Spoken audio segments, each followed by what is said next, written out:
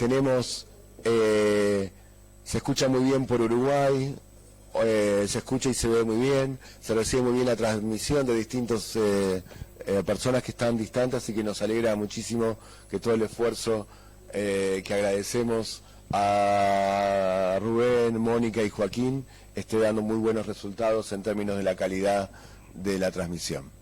Bueno, adelante. Bueno, buenas tardes. Encantada de estar con todos ustedes de acá y en forma virtual. Bueno, mi tema ahora está más orientado a entender un poco sobre Big Data. ¿Qué rol juega Big Data detrás de todo esto? ¿Sí? Perdón que... no. Para empezar, quería mostrarles un tema que fue un tema bastante...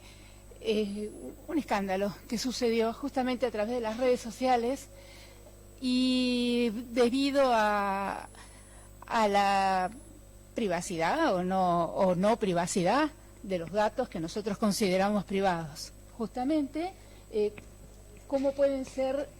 no lo puedo manejar. ¿Cómo pueden ser... pasarlo, sí. ¿Cómo pueden ser utilizados sin nuestro consentimiento, sin nuestro conocimiento? Y cómo pueden ser utilizados de una manera que puedan luego usarse para manejar a la sociedad, de alguna forma. Este caso, el caso de Cambridge Analytica, es un ejemplo emblemático, ¿no? Fue un verdadero escándalo, aún sigue, no creo que se haya todavía resuelto del todo. Y... pasa a las 3. Bueno. Seguimos, sí. Lo que sucedió acá es que una persona, bueno, justamente alguien, un ser humano, desarrollador de aplicaciones, creó una aplicación que luego fue utilizada, instalada en los usuarios de una red social, que simplemente bajan aplicaciones y las instalan, y empezó pagándole a un grupo de personas, a un grupo de una cantidad de miles de personas, y se les pagó para que permitieran ingresar a la agenda y a todos sus datos personales que tenían en Facebook. Luego que se hizo esa prueba con ese test, con ese programa, avanza por favor. Sí. No, varias más. Sí. Yo no lo puedo manejar de acá. No. Sí, ahí está. Lo que hicieron, yo lo que pongo ahí es una noticia justamente donde se habla de este tema, donde se usó los me gusta, famosos me gusta de 50 millones de usuarios. Empezaron con un grupo reducido, se les pagó para que ellos instalaran esa aplicación, y a partir de ahí eso se fue replicando, los amigos de los amigos y de los amigos instalaron su aplicación y se llegó a tener los datos de 50 millones de personas. Y acá, bueno, lo interesante es qué es esto de los likes, qué es esto del me gusta, del no me gusta, y poder de alguna forma pasarlo... ahí está. ¿Qué es lo que sucede? Justamente ahí están las dos personas... Avanzala. Ahí están las dos personas implicadas de las que yo estaba hablando. ¿Y cómo puede suceder esto? Vamos a avanzar un poquito para meternos en el tema. Entonces la idea es cómo es esto de que se recolectan datos, desde ya que para que nosotros, que si nosotros no lo sepamos, es porque de alguna manera dimos un consentimiento. Esto tiene mucho que ver con lo que habló Alejandro, de las reglas, de cosas que uno no ve, no mira, y acepta, y avanza, y usa con toda honestidad, ¿sí? Inocencia en cierta forma, y esos datos luego son, de alguna manera, son tomados y son luego utilizados sin que sepamos. Ahora, ¿qué es lo que pasa? Nosotros estamos constantemente ingresando datos en nuestra vida, ya sea porque fuimos al banco, porque fuimos a hacer una transacción, porque compramos con la tarjeta en el supermercado, porque en cada clic, cada palabra, cada imagen, todo esto es, a pesar de que nos consideramos anónimos, y quién se va a fijar en nosotros, todos esos datos quedan almacenados, todo lo que hacemos queda almacenado.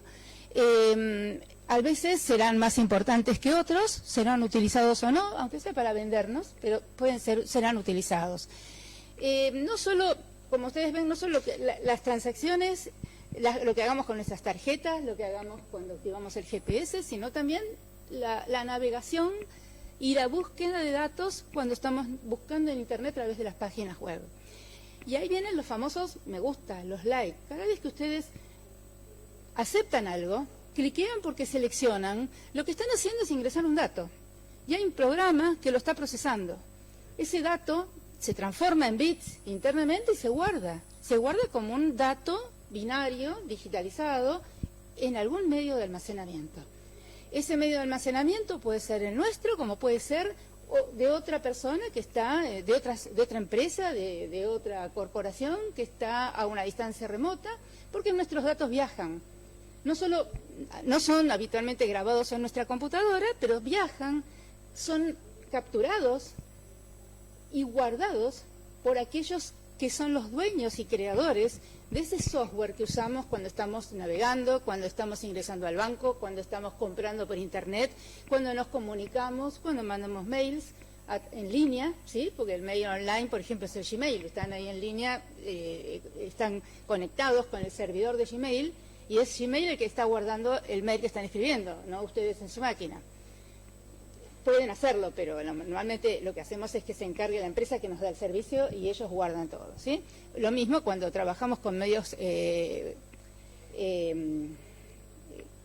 cooperativos, cuando estamos en el Drive de Google o el Drive de Dropbox o el de Live de Hotmail. Hay muchas maneras en que uno guarda sus archivos y los tiene ahí a disposición para siempre, ¿sí?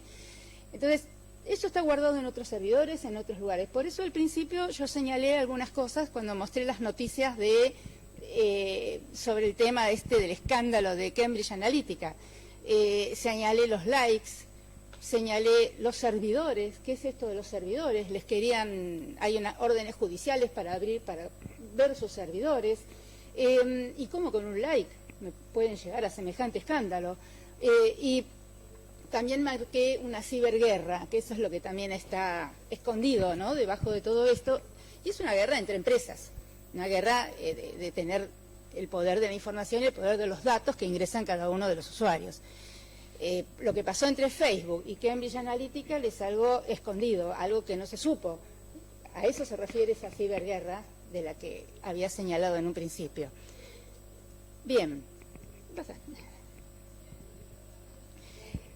Los datos se recolectan, como he puesto ahí, que señalé algunos de ellos. Cuando digo que el clic es un evento, ¿qué significa que es un evento? Significa que se desencadena un evento dentro de mi computadora y que ustedes no se enteran. ¿Quién desencadena esos eventos? Los programas que tenemos instalados. Esos programas los capturan, son datos y hacen algo con ellos. Por ejemplo, enviarlos, por ejemplo, procesarlos, hacer estadísticas, ver con cuáles envía y cuáles no envía a las empresas que fue la creadora de ese software que estamos utilizando, y son todas respuestas que van a una gran base de datos. Yo creo que todos más o menos deben tener una idea de lo que es una base de datos. Una base de datos es una base donde, por ejemplo, la de ciudadanos es una base de datos, la de los automotores, las bases de salud con los datos de salud de los niños, por ejemplo, en las escuelas. Hay millones de bases de datos, por lo cual más o menos tienen una idea y me entienden que esas respuestas también van a una base de datos. Avanza. Bien. Y ahí empieza el hecho de cómo se hace todo esto, qué hay detrás de todo esto. Y ahí tenemos que hablar entonces del término de Big Data. ¿Por qué Big Data? Big Data hay muchas cosas más. Yo elijo ahora Big Data y de a poco pueden ir saliendo otros términos de nuevas tecnologías. Se habla mucho, van a ver todas las noticias, toda la información que hay sobre Big Data, van a ver que la ven como una solución o como un problema, como una esperanza o como una preocupación, como puse ahí. Esos temas no los vamos a resolver ni nosotros, y bueno, quedan en otro ámbito. Pero, ¿qué es esto de esta nueva tecnología y estos cambios que produce Big Data? Se caracteriza, hay muy pocas definiciones de Big Data, ¿no? Big Data aquí es dato grande, mucho dato, grandes, inmensos volúmenes de datos. que se caracterizan por los que se llaman las 3B o las 4B, ¿no? B corta, V. Son volúmenes enormes, como dice acá, son recursos de información que se caracterizan por tener grandes volúmenes, necesitan velocidad, necesitan variedad, de lo cual ahora hablamos un poquito, y requieren formas de procesamiento innovadoras. ¿Por qué? Porque yo les hablé de bases de datos como la de ciudadanos, como las de automóviles, como las de salud, que podrían manejarse en escuelas, en hospitales, pero esos datos son ínfimos comparados en volumen con lo que se está hablando en Big Data. Big Data son tal cantidad de datos, con tal variedad de representación y que requieren tanta velocidad de procesamiento que hasta el año 2000 no se había hablado mucho sobre cómo procesar ese tipo de datos, con lo que había, alcanzaba. A partir de ahora, del 2000 en adelante, hubo que hacer un cambio innovador y revolucionario desde el área de la informática, desde el área de las ciencias de la computación, con algoritmos y con nuevos algoritmos exactamente que permiten justamente hacer ese tipo de procesamiento. Lo que había no servía, o servía, pero era muy lento, y no estaba adaptado a la variedad de datos con las que se tenía que trabajar. Los datos vienen y se procesan online en el momento, vienen y se van y se pierden, por eso hay que hacerlo rápido. Ahí está. Dale. Dos más. Sí. Déjalo ahí. Sí. Ahí viene lo que destaqué ahí, que se llama la tecnología de las 3B o de las 4B, pero ya van 5 o 6 más, por eso puse algunas abajo como veracidad. Veracidad es muy importante, es la primera que apareció después de la definición esta que yo pongo acá, que es de Gartner, que es una consultora muy importante sobre tecnología de la información, y no hay muchas definiciones, todas rondan alrededor de lo que acabo de decir. Y la veracidad, porque, bueno, empiezan a haber datos falsos y datos simulados y se le paga para que la gente ingrese datos, hacer cuestionarios pagos para poner datos falsos, que luego entran en un procesamiento y en una estadística que que manipulan la realidad, ¿sí? Como necesite aquel que está haciendo la estadística. La virtualidad también la puse como algo importante porque los datos no son solamente reales, puede haber datos que provienen de simulaciones, simulaciones de clima, simulaciones del comportamiento de una represa, simulaciones biológicas, de sistemas físicos, simulaciones del mercado, de la bolsa, simulaciones de todo lo que se les ocurra, de cómo va a avanzar la robótica con una nueva tecnología. Todas esas simulaciones producen datos. Esos datos también se agregan, no es solamente los datos que vienen porque hay un GPS, un radar, imágenes satelitales, por lo que la gente dice, hace en las redes sociales, sino también hay ese tipo de datos, por eso se agregó la virtualidad, que no se lo dice mucho, pero es muy impactante en todo este tema. Y el valor, porque también hay que tener datos adecuadamente valorados según para qué se los esté utilizando. Si no, datos de un GPS para hacer una estadística de mercado no sirven. Entonces, o sí, pero puede que no sirvan. 10 minutos, gracias. Avanzar. Bueno, esas son las 4 más importantes de todas las que acabo de nombrar. La variedad, el volumen, la velocidad y la veracidad. El volumen, acabo de darles muchos ejemplos, por lo cual es lo que hace que se vuelvan inmanejables. Si tenemos que hablar de volúmenes del orden, ahora lo muestro en una diapositiva, pero del orden de petabyte, del zettabyte, no es fácil guardarlos en cualquier servidor. No los puedo tener en mi computadora en mi casa. Piensen que las computadoras tienen discos de 1 terabyte y yo estoy hablando de varios órdenes más de 1 terabyte, ¿sí? La velocidad, una más. Ahí está. Los datos llegan muy rápido y tienen que ser procesados inmediatamente. Eso, si no se procesa inmediatamente, se puede perder plata, se puede perder vidas, se pueden perder cosas que luego no se recuperan, porque hay datos que luego son volátiles, desaparecen del sistema. Por eso se requiere rapidez. Una más. Variedad. Como dije antes, ya no tenemos solamente una base de datos donde tengo dirección, no sé, número de teléfono, modelo del auto, la empresa que hizo el auto. No son esos datos estructurados. Lo que yo tengo ahora son ese tipo de datos, pero mezclados con correos electrónicos, con imágenes, con comentarios, con datos de sensores físicos, de datos médicos, que son aquellos que complementan a lo mejor una historia clínica, con imágenes radiológicas, con gráficos de un electrocardiograma. Los datos vienen de diversas, de las más variadas clases y se representan de muy diferentes formas. Ya no hablo de que tengo mi base de datos de personas que tiene nombre, dirección, teléfono, no sé, y los datos que yo haya querido considerar de los ciudadanos, por ejemplo. Y todos tienen los mismos datos. Entonces es muy fácil hacer un programa, un algoritmo, un programa que procese esos datos, que son los actuales administradores de bases de datos que existen desde que hay bases de datos que se las maneja en forma automática, con programas administradores de bases de datos. Excel es un ejemplo, Access es un ejemplo. Ahora no nos sirve. Sí, dame 2 minutos más. Sí, sí. Ya casi termino.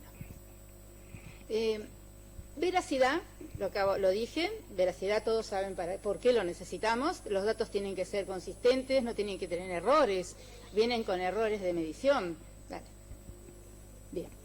Entonces, cuando hablamos de volúmenes, ¿de qué hablamos? Volúmenes muy grandes.